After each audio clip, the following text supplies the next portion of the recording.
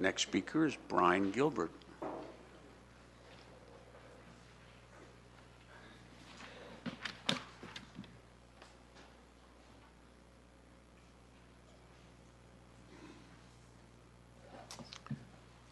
Good morning. Welcome. Thank you.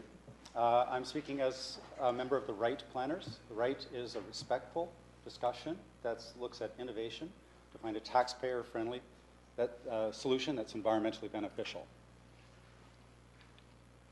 And my question is, what is the right price for the residual solids? Okay, this is the secondary part. We've been talking about the gasification as one of the options compared to biosolids. Let's start within the context of the whole project. $2.2 billion life cycle cost, 50-year life cycle. Please confirm that if you disagree with that. $782 million is your capital cost estimate. $330 million is the cost at the Heartland landfill to do the biosolids. This is what I'm talking about right here. This is what your work plan's all for. This is what that funding's all for, the P3 that you've been trying so hard to gather. What are the alternatives to that? Hasn't really been discussed yet. The staff report in February proposed that we thought we were talking about gasification, so they told us it's going to cost $300 million to do just gasification for just the core area. But there was another study done not so long ago that suggested gasification could be done for $332 million for all solid waste and sewage sludge for Victoria, Capital Region, Cowichan, and Nanaimo. 3 regional districts, all waste streams. So fortunately, you didn't do that report. You rejected it. And that's why agenda item 5.1, please remove Cetera as any reference in that report. You don't need it in that report. You could proceed with all the other items and not have Cetera mentioned. You're giving you bad information, so don't mention them right now. Don't commit to them. So what is the actual possibility for dealing with residual solids? We talked to local RIGHT planners, talked to local gasification experts. Conservatively, they said $100 million. $100 million. Okay, I've just saved you $200 million on your capital costs, borrowing costs, operating costs. Operating costs over the lifetime of 50 years is $1.5 billion or so, like $1.1 billion. That's saved. So we've already saved you $1.5 billion just by bringing that particular fact to your attention. You have a duty, fiduciary duty, to do the best to the taxpayers. $1.5 billion is your obligation right now to meet, but we can do better. So once again, echo the previous speaker, be very careful which experts you select. How do you pre-select? What's your criteria?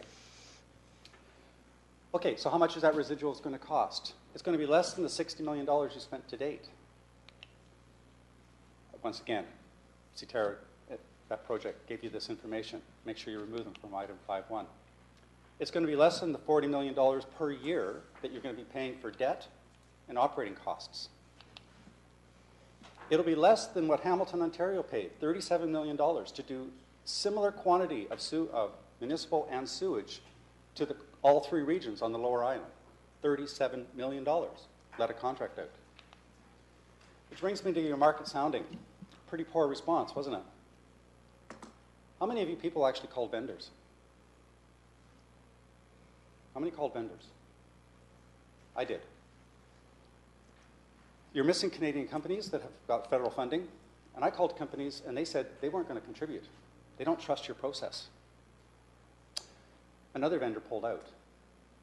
But it led me to an interesting find, a real expert in gasification. 2 pages of credentials. So how much is that going to cost? How much will that tertiary treatment going to cost, that gasification section, dealing with the residual solids? Less than the $19 million you spent on a bribe to Esquimalt. Less than the $17 million Viewfield purchase. Less than the $16 million per year operating costs. He's working on a project right now that does twice our volume. Wrap up, please, Mr. Gilbert. Last sentence, thank you.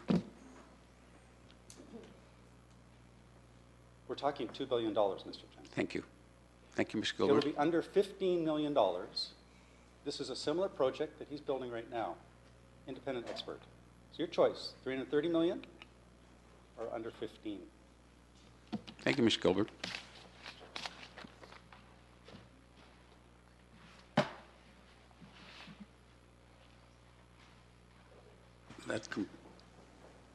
Yes, please proceed. Yep.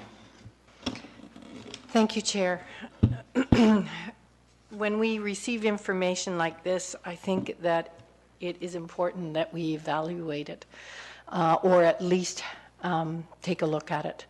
The numbers are significant. I don't know who or what he's talking about, but I think that it behooves us for our residents to at least find out more.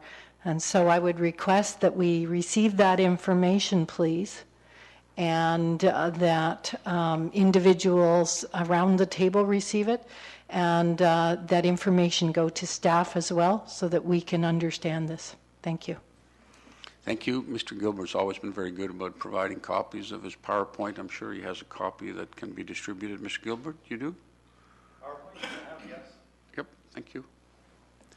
Director German, please. Thank you, Mr. Chair. I agree with the previous speaker, but I would also hope that Mr. Gilbert, in addition to the PowerPoint, which is extremely interesting and I agree very important, any additional information, references and so forth that Mr. Gilbert feels comfortable providing with that PowerPoint, I would appreciate as well. Thank you. Thank you very much. Moving on from presentations, we go to committee business, item number 5. The first one is 5.1. This is a